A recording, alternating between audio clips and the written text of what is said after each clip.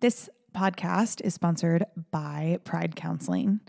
I am a huge fan of therapy. I've been in therapy since 2012. I started going to a therapist when I was starting to go through a divorce, and I've kind of gone into therapy, in and out of therapy ever since. I can't recommend it enough.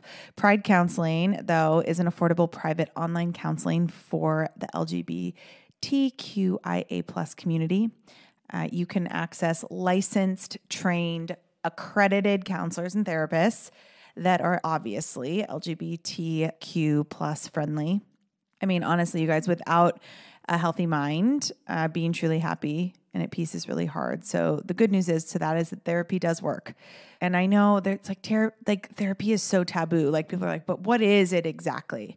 Right? I think therapy is whatever you want it to be. I think that like maybe you're not feeling motivated right now and you just need some tools to help. Or maybe you're feeling, I don't know, like you're in a toxic relationship, or you're just feeling insecure in a relationship or at work. You're not dealing well with stress. I mean, whatever it is, I think that we need to stop as humans being really ashamed of the normal human struggles that we experience every single day and start feeling better, right? Because every single person deserves to be happy. It is not normal to not be happy, and everybody deserves that.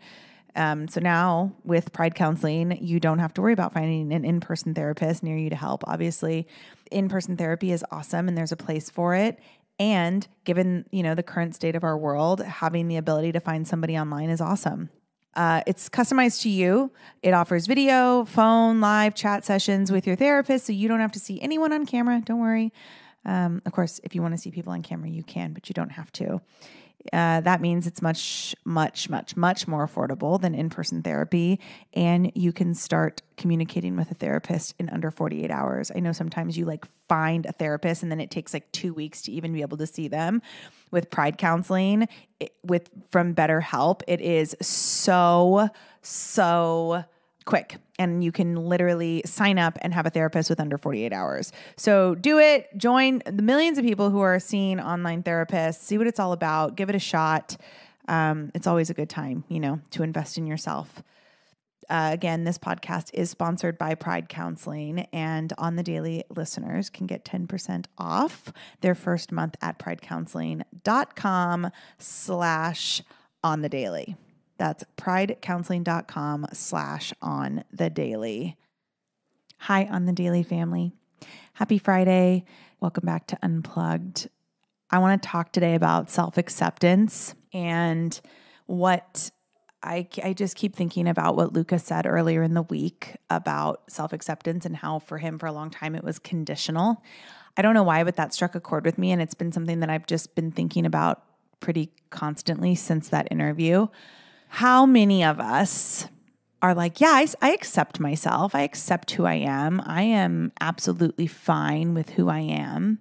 And then when you realize the moments that you shrink yourself, or make yourself smaller, is basically proof that you also are conditionally accepting yourself, right? I think it's really interesting that we spend most of our childhood being taught to live and act in a way that makes other people comfortable. And I think what, as Luca would call it, living in your passion place means is that you are no longer doing that and instead living in a way that makes yourself comfortable. And I know that's hard. That's really freaking hard, because that means undoubtedly, without a doubt, no questions asked, no ifs, ands, or buts about it, you will make someone uncomfortable. And that's scary. And that opens yourself up to being vulnerable. And that opens yourself up to who knows what, right? So think about it. When have you shrunk yourself for the approval of others? When have you changed yourself for the approval of others? I think about when Breezy and I first started dating, and before we really made it public to people. I was never ashamed, or I always accepted that I was sexually fluid. So that was not my condition. What was conditional for me was how I acted around certain people whom I didn't want to think differently of me, which I mean, if we really break that down, that's kind of nutty because we change every day. And that means people are going to have to think differently towards us all the time. But there's the difference. There's the kicker is that the difference, people thinking of you differently, doesn't mean that they think of you poorly. It doesn't mean that that's a bad thing. It just means that you've grown and evolved and changed your mind maybe once, maybe twice, maybe 300 times. And people have to look at you from a different lens, right? So think about that. Like, how often have you acted a certain way in the attempt to make other people comfortable? Even if that meant that you were not comfortable, right? Even if that meant that you were not living in your truth, or as Luca would say, in your passion place. I think we have to unlearn that childhood. It's almost like brainwashing. I think we have to unlearn that a little bit. I think we have to help our kids and new generations and younger generations never fall into that trap of living their life in a way that makes other people comfortable and ignoring everything that makes our children comfortable. I mean, listen, I don't know what the answer is to that. I don't know how to do that necessarily, except for just encourage each other and our children to be exactly who they are every single time. And I work on this constantly. Perfect example is today we're in Lululemon and Owen has not had lunch. It is lunchtime and he's a little bit wired and, he's 5. So we're like in and out of the nap time thing. I'm very, very lucky that I was given a good sleeper who loves to nap. And so my 5-year-old still takes naps. However, he's starting kindergarten in the fall. And so we are trying to transition away from that because he won't be getting naps anymore. And so we went to Lululemon today and it was the middle of the day and he was nuts, like nuts.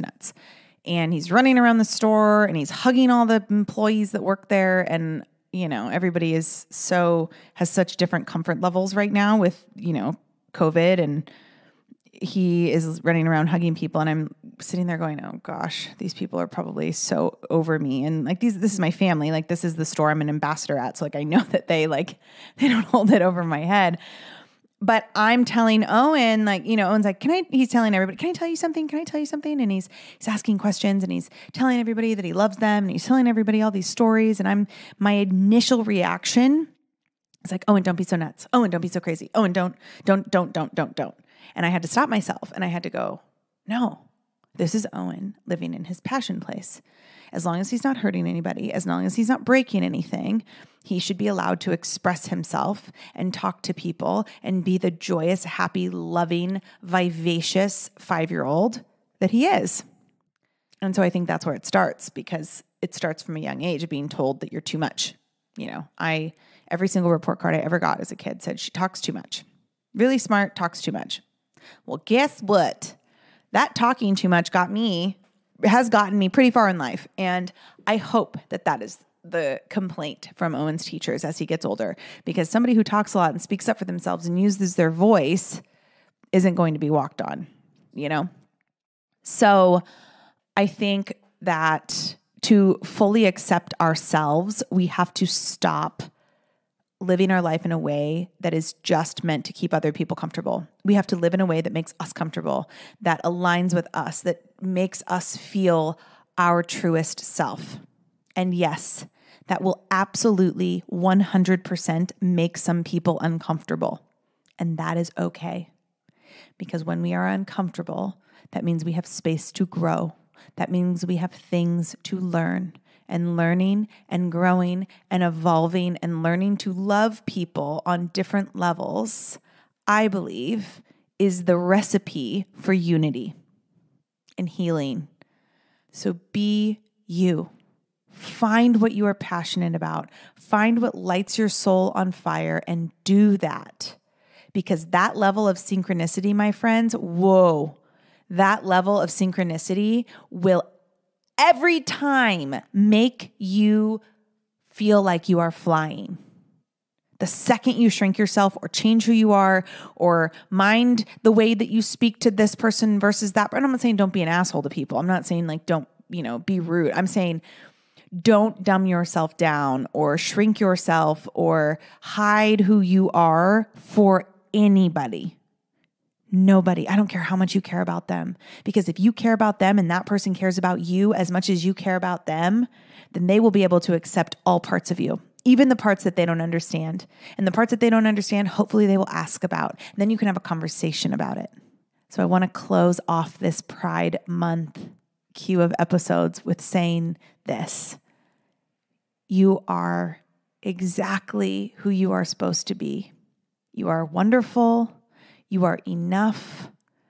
You are glorious. It is perfection. The beautiful mess that you are is perfection.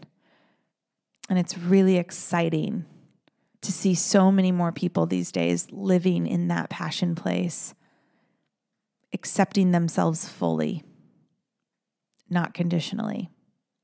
Happy Pride Month. Happy Friday, wherever you are. I love ya. See you on Tuesday.